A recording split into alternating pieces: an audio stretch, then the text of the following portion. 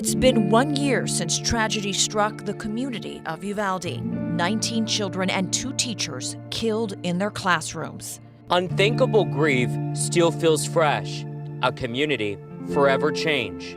Each one of these angels will be always in my heart. Always. Tonight, we remember the victims. We look into who's been held responsible and who has not.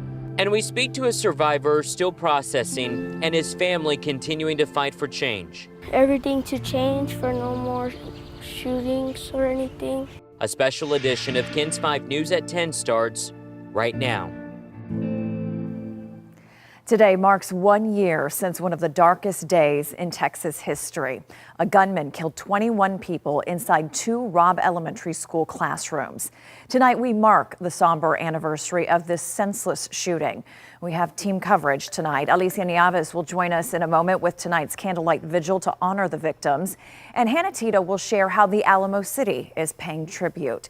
But let's start with my co-anchor Henry Ramos, who's anchoring our coverage live from Uvalde. Henry? He sees a big message and a takeaway tonight: love and a time of great suffering. We've been here all day. Think about that message here at Main Plaza. We've been witnessing humanity here. I mean, look, after 10 o'clock tonight, there are still people here paying their respects on a day, as you mentioned, that reminds us of a very dark day, a day that also changed the lives of several families and this community. As you mentioned, Isis, we have extensive coverage tonight, but tonight I do want to begin with a story of hope, a story of survival, a story of a survivor from room 112, Jaydien Canizales, who I met 1 year ago, just one day after the shooting at Robb Elementary. And this is an interview that still sticks with me today because of that terrifying account that this young man gave to me. Well, today I want to show you what Jaydien looks like. This is a picture that I snapped this morning. Jaydien invited me to go to church with him and his family this morning. And at that service, we heard a powerful message that love wins. So tonight, I want to begin to share Jaydien's journey 1 year later. It's a snapping turtle. A curious 10-year-old, doing okay? Mm-hmm. Who is still trying to adjust a year later. Still a little sad? Angry? Mm-hmm. Jaydien Canizales is a brave survivor of Robb Elementary.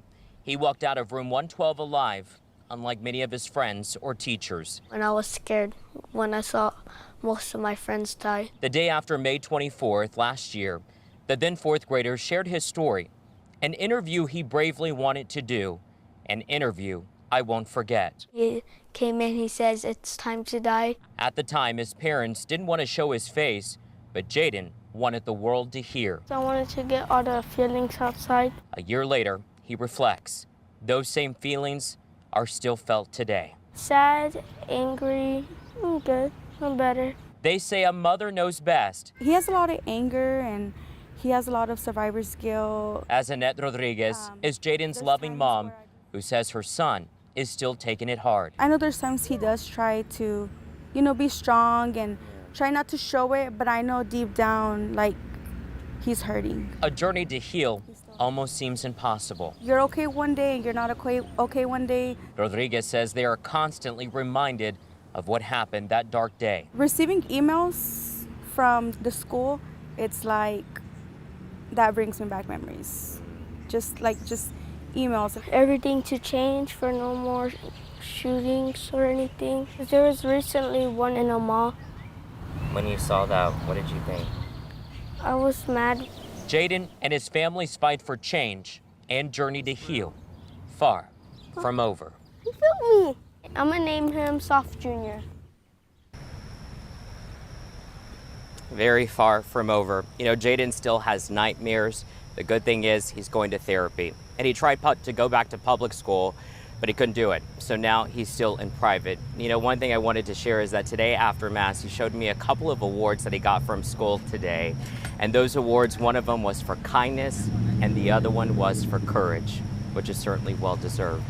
Jaydien, in fact, was one of many of the survivors from room 112 that led tonight a vigil here in Uvalde. In fact, 1,000 candles to represent the light of love. I want to bring in my colleague, KENS 5's Alicia Nieves, who was there for these powerful moments. Alicia, take us there tonight.